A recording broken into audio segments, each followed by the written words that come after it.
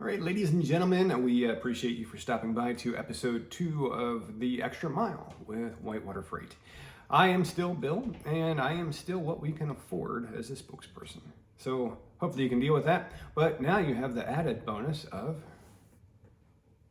Cat, the dog. And I will not squish your head. I said I wouldn't do it. Unedited still. So this episode, we had sent out an email last week, and I just really wanted to hammer on this idea for a second because I love great leaders. That's, if I'm going to learn from people, I want to learn from great leaders and people that what they say really resonate with me. And recently, the Google CEO has been just hammering out some advice that has just been mind-blowing. It is just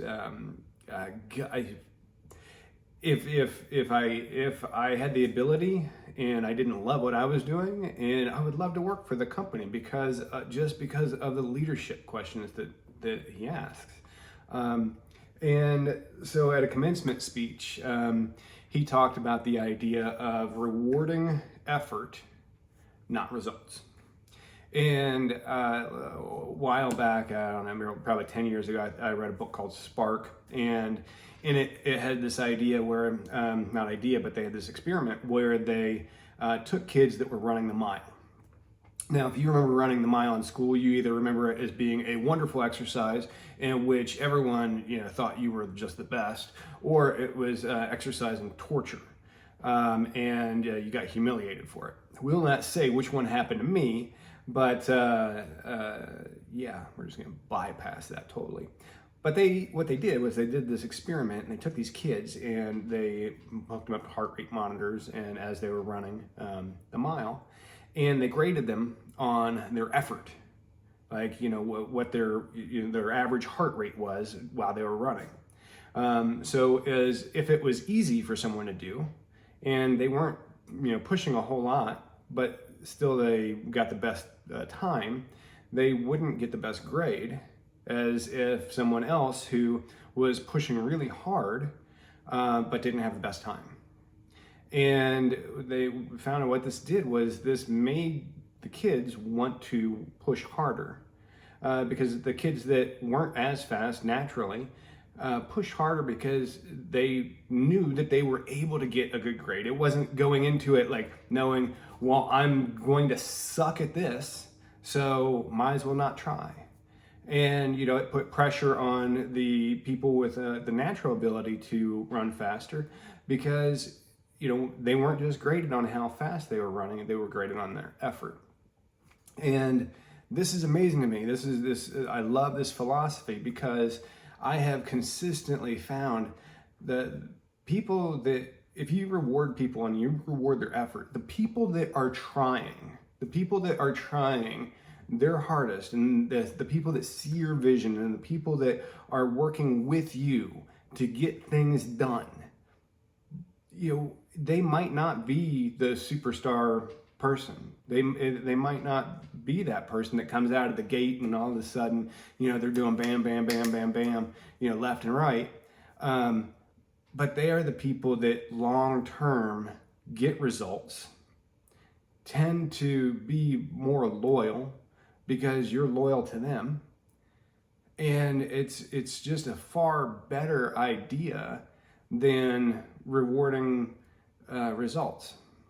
I mean, because I've never seen efforts rewarded and in a long term have that fail. So that's one of the things. That's just one of the things that he brought out this week, which was amazing. And then he had this idea to ask 176,000 employees 3 questions. And I'm going to have to look these up because I apologize because I don't have that great of memory. It's unedited. Yes. So, other questions. All right, first. What would help you work with greater clarity and efficiency to serve our customers and users? What would help you work with greater clarity and efficiency to serve our users and customers? What would help you? What can we do to help you? How can we help you do your job better? You do your job, you know how to do your job, and you know how to do your job better. So let us listen to you and get advice from you. Out of the ballpark. That's an amazing answer. Second question, where should we remove speed bumps to get better results faster? Again, you know your job, you know your position. We are going to trust you to give us good advice on where you see our blind spots, because we can't see our blind spots, and we're listening to you and trusting you, and we're counting on you to give us the blind spots so we can remove these. Let's remove the speed bumps. Let's make things go more efficient for you. Let us help you do your job better by listening to you. And how do we eliminate waste and stay entrepreneurial and focus as we grow? I want to read this one again. I know I'm not going to be long-winded. It's not going to be a 15-minute episode. It's really not. How do we eliminate waste and stay entrepreneurial and focused as we grow? The guy ends this question with "as we grow," in the middle of everybody else talking about downsizing, talking about cutting workforce, talking about there's been some leaders that have come out recently that I would not like to work under, because I would not like to feel safe. I wouldn't feel safe. I wouldn't feel secure in my job. But he comes out not talking about layoffs. He comes out talking about growth. How do we eliminate waste and stay entrepreneurial and focused on growth as we focus on growth? So he's still talking about growth, because when our company went through the pandemic, our motto and slogan and rallying cry was, we're going to grow through it. We're not just going to go. We're not going to just go through it. We're going to grow through it. And here's this guy in the middle of everybody else saying all these other things. He said, okay, you tell us how we can eliminate waste and stay entrepreneurial as we focus on growth. Now, these are three questions that what these do is, and I think this sets up a dynamic question, which is, who does leadership work for? Now, there's other companies out there that have said things like, we are going to press people until the weak ones quit. And then we're going to keep the best. I know companies that make that a policy, and it is a terrible policy. It's a very, very much of a turn and burn policy. And it is, there's no security, there's no loyalty, there's no symbiotic relationship. Who do leaders work for? If you listen to these three questions, he believes that leaders work for the company, or work for the team members. Leaders work for the team members to help them do their job better, to help them make sure that they are taken care of. Because if you have people that are taken care of, they are going to naturally want to do their job, and they're going to want to do a good job. If they know that you are taking care of them.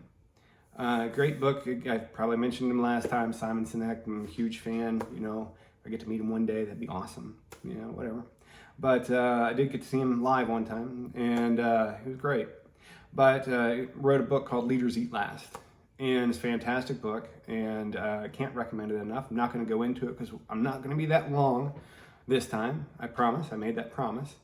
But the question that I would ask is, if you're an employee, what type of company would you want to work for, where leadership felt like they worked for you to provide you safety and security and the benefits that you need and the pay that you need and the loyalty, knowing that everybody goes through ups and downs in life, and that they're willing to walk through anything with you? when you're having problems, or a company that says, yeah, if you can't cut the mustard, or if you don't make these figures within the next 6 months, we're going to cut you and we're going to hire somebody else that hopefully they're going to be a superstar and come in, and and if they don't make it, we're going to cut them, and then we're going to keep looking for superstars, and then we're going to have a company filled with superstars that are cannibalistic. I know what kind of company I want our company to be. I want our company to provide everything that we can for our team members. I want our team members to know that they have a safe place, a secure place to work.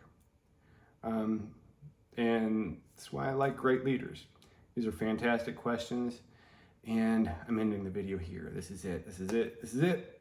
But if you see this video, wherever you see it, let me know where you see it, because we're trying to figure out this whole thing. Whether it's something that we should keep doing, whether it's something that anybody enjoys, all that good stuff. But since you did stay with me this long, we've got a little surprise for you. So yes, this is my dog Cat.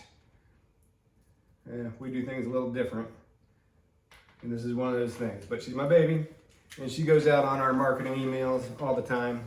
And we got some competition around here, but this is one of our babies. So let us know where you saw this video. Let me know what you think of the video, and hopefully we'll start working on editing and other stuff. We'll see you next time.